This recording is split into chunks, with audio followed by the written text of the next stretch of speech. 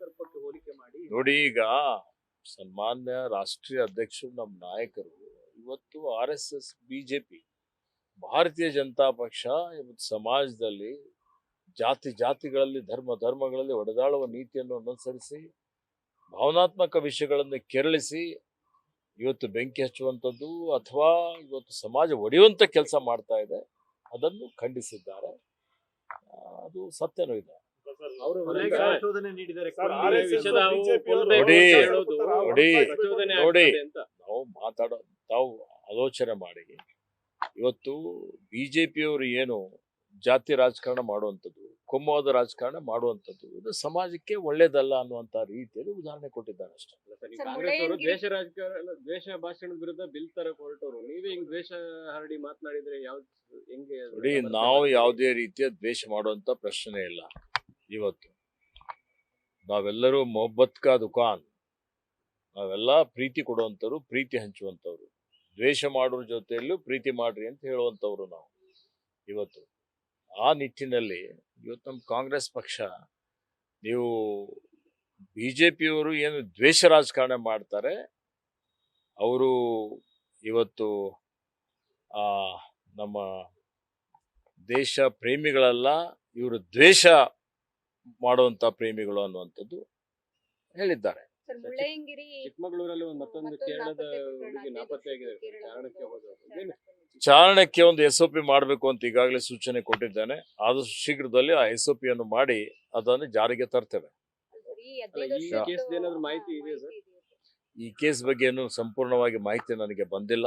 ಎಲ್ಲೇ ಈ ರೀತಿಯಲ್ಲಿ ನಾಪತ್ತೆ ಪ್ರಕರಣ ಆದರೆ ತಂಡ ರಚನೆ ಮಾಡಿ ಶೋಧ ಮಾಡಬೇಕು ಅಂತ ನಾನು ಈಗಾಗಲೇ ಸೂಚನೆ ಕೊಟ್ಟಿದ್ದೇನೆ. SOP ಮಾಡಲಿಕ್ಕೆ ಈಗಾಗಲೇ ಆದೇಶ ಮಾಡಿದ್ದೇನೆ. ನಮ್ಮ ಹಿರಿಯ ಅಧಿಕಾರಿಗಳು ಅದರ ಬಗ್ಗೆ ಚಿಂತನೆ ಮಾಡ್ತಾ ಇದ್ದಾರೆ, ತಯಾರಿ ಮಾಡ್ತಾ ಇದ್ದಾರೆ.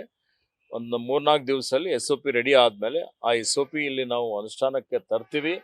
ಅದನ್ನು ನಾನೇ ಬಿಡುಗಡೆನೂ ಮಾಡ್ತೇನೆ ಮತ್ತು ಇದು ಇಡೀ ದೇಶಕ್ಕೆ ಮಾದರಿ ಆಗುವಂತ ರೀತಿಯಲ್ಲಿ SOP ಮಾಡಬೇಕು ಅಂತ ಅವರಿಗೆ ಹೇಳಿದ್ದೇನೆ. ಕೊಡಗು ಕೇಸಲ್ಲಿ ಕೆಲವರು ಅನುಮಾನ ವ್ಯಕ್ತಪಡಿಸ್ತಾ ಇದ್ದಾರೆ.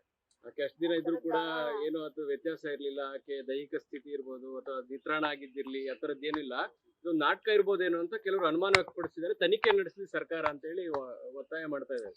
ನೋಡಿ, ಈಗ ಎಲ್ಲರಿಗೆ ಒಂಥರ ವಿಚಿತ್ರ ಪರಿಸ್ಥಿತಿ ಗೊತ್ತಾ. ಅನುಮಾನ ಮಾಡುವಂತ ಪ್ರಶ್ನೆ ಇಲ್ಲ. ಯಾವುದು ಕಣ್ಣಿನಿಂದ ನೋಡ್ತೇವೆ ನಾವು, ಕಣ್ಣಿನಿಂದ ನೋಡಿದ ಮೇಲೆ ಅದಕ್ಕೆ ಏನಾದ್ರೂ ಊಹಾಪೋಹ ಮಾಡುವಂಥದ್ದು, ಅದಕ್ಕೆ ಮೋಟಿವ್ಸ್ ಅಟ್ರಿಬ್ಯೂಟ್ ಮಾಡುವಂಥದ್ದು ಇದು ಸರಿಯಲ್ಲ. ಏಕೆ ಅಂತ ಹೇಳಿದ್ರೆ, ನಿನ್ನೆ ನಾನು ಕೇರಳಕ್ಕೆ ಹೋಗಿದ್ದೆ. ನಿನ್ನೆ ರಾತ್ರಿ ಏರ್ಪೋರ್ಟಿಂದ ಕಣ್ಣೂರಿಂದ ಯಾರೋ ರಿಲೇಟಿವ್ ಬಂದು ನೀವು ಉಳಿಸಿದ್ದೀರಿ ಅಂತ ನನಗೆ ಆ ಮಹಿಳೆ ಜೊತೆಯಲ್ಲಿ ಮಾತಾಡಿಸಿದ್ರು. ನಾನು ಮಾತಾಡಿದ್ದೇನೆ. ಆಕೆ ಒಬ್ಬ ಅಡ್ವೆಂಚರಿಸ್ಟ್ ಇದ್ದಾಳೆ. ಹೀಗಾಗಿ ನಾಪತ್ತೆ ಆಗಿದ್ಮೇಲೆ ಅಲ್ಲಿ ಒಂದು ಪಾಳು ಬಿದ್ದಂತ ಒಂದು ಏನು ಇದು ಇತ್ತು, ಅಲ್ಲಿ ಉಳಿದಿದ್ದಾಳೆ. ನಾನು ಕೇಳಿದೆ, ನೀರ್ ಹೆಂಗ್ ಮಾಡಿದೆ ಅಂತ. ಬಾಟಲ್ ಸ್ವಲ್ಪ ನೀರಿತ್ತು, ಅಲ್ಲಿ ಸ್ಟ್ರೀಮ್ ಇತ್ತು, ಸ್ಟ್ರೀಮಿಂದ ನೀರು ತಗೊಂಡು ನಾನು ಕುಡಿದಿದ್ದೇನೆ. ಊಟ ಹೆಂಗ್ ಮಾಡಿದೆ ಅಂತ ಕೇಳಿಲ್ಲ. ನಾನು ಉಪವಾಸ ಉಳಿದಿದ್ದೇನೆ, ಊಟಕ್ಕೆ ನನಗೇನು ಸಿಕ್ಕಿಲ್ಲ ಅಂತ ಹೇಳಿದ್ಲು. ಆದ್ರೂ ಅವರು ಆಕೆಯಲ್ಲಿ ನೋಡಿದ್ರೆ ಹೌದು ಲವಲವಿಕೆ ಅಂತಿದ್ದಳು, ಹುಮ್ಮಸ್ಸಿನಿದ್ದಿದ್ದಳು. ಆ ಒಂದು ನೋಡಿ, ಯಾರ ಹತ್ರ ಆತ್ಮಸ್ಥೈರ್ಯ ಇರ್ತದೆ, ಆತ್ಮವಿಶ್ವಾಸ ಇರ್ತದೆ, 3 ದಿವಸ ಆರಾಮಾಗಿ ಇರ್ತಾರೆ ಬಹಳಷ್ಟು ಜನ. ಅದಕ್ಕೂ ಒಂದು ರೀತಿಯಲ್ಲಿ ಹೀಗೆ ಇರ್ಬೋದು ಹಾಗೆ ಇರ್ಬೋದು ಚರ್ಚೆ ಮಾಡುವಂಥದ್ದು. ಮಾಡದಂತಂದ್ರೆ ಏನೂ ಇಲ್ಲ ಇವ್ರ ಸಾಧನೆ. ಮಾಡಿದ್ದವ್ರಿಗೆ ನೋಡಿ, ನಮ್ಮ ಅರಣ್ಯ ಇಲಾಖೆ ಅಧಿಕಾರಿಗಳು, ಪೊಲೀಸ್ ಇಲಾಖೆ ಅಧಿಕಾರಿಗಳು ಹಗಲು ಶ್ರಮ ಮಾಡಿದ್ದಾರೆ, ಶೋಧ ಮಾಡಿದ್ದಾರೆ, ಡ್ರೋನ್ ಉಪಯೋಗ ಮಾಡಿದ್ದಾವೆ, ಇವತ್ತು ನಮ್ಮ ಥರ್ಮಲ್ ಕ್ಯಾಮ್ರಾ ಉಪಯೋಗ ಮಾಡಿದ್ದಾವೆ.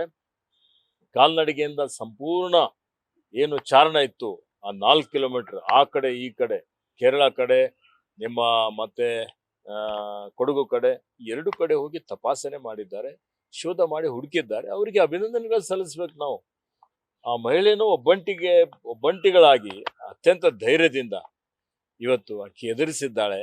ಇದನ್ನು ಎದುರಿಸಿ ಇವತ್ತು ಸುರಕ್ಷಿತವಾಗಿ ಆರೋಗ್ಯಕರವಾಗಿ ಹೊರಗೆ ಬಂದಿದ್ದಾಳೆ. ಅದಕ್ಕೆ ಆಕೆಗೂ ನಾವು ಅಭಿನಂದನೆ ಸಲ್ಲಿಸಬೇಕು. ಈ ಬಗ್ಗೆ ಚಿಂತನೆ ನಡೀತಾ ಇದೆ. ಸರಿಪಡಿಸುವಂತ ಒಂದು ಕೆಲಸ ನಾವು ಮಾಡಬೇಕಾಗಿದೆ. ಅದ್ರ ಬಗ್ಗೆ ಚರ್ಚೆ ಮಾಡೋಣ. ಯಾವ ಗುರುಗಳ ಬಗ್ಗೆನೂ ಇಂಥ ಪ್ರಕರಣಗಳ ಬಗ್ಗೆ ಏನು ಕಾನೂನಿದೆ ದೇಶದಲ್ಲಿ, ನೆಲದ ಕಾನೂನು ಪ್ರಕಾರ ಇವತ್ತು ಅವರು ಕಂಪ್ಲೇಂಟ್ ಕೊಟ್ಟಿದ್ದಾರೆ, ಇವರು ಕಂಪ್ಲೇಂಟ್ ಕೊಟ್ಟಿದ್ದಾರೆ. ಅದ್ರ ಬಗ್ಗೆ ನಾನು ಯಾವುದೇ ರೀತಿಯ ಪ್ರತಿಕ್ರಿಯೆಯನ್ನು ಕೊಡ್ಲಿಕ್ಕೆ ಹೋಗೋದಿಲ್ಲ ಇವತ್ತು. ಯಾಕಂದ್ರೆ ಕಾನೂನು ತನ್ನ ಕ್ರಮ ಜರುಗಿಸ್ತದೆ. ಸ್ವಾಮೀಜಿ ಷಡ್ಯಂತ್ರ ಕಿರುಕುಳ ಕೊಡ್ತಾ ಇದ್ರು ಅಂತ ಹೇಳ್ತಾ ಇದ್ದಾರೆ. ನೋಡಿ, ಈಗ ಅದ್ರ ಬಗ್ಗೆ ನನಗೆ ಸಂಪೂರ್ಣ ಮಾಹಿತಿನೂ ಇಲ್ಲ.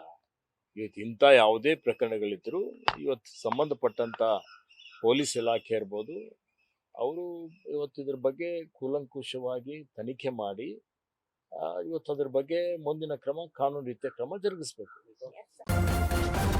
ನ್ಯೂಸ್ ಫಸ್ಟ್, ನಿರ್ಭೀತಿಯಿಂದ ನಿಮ್ಮ ಪರವಾಗಿ.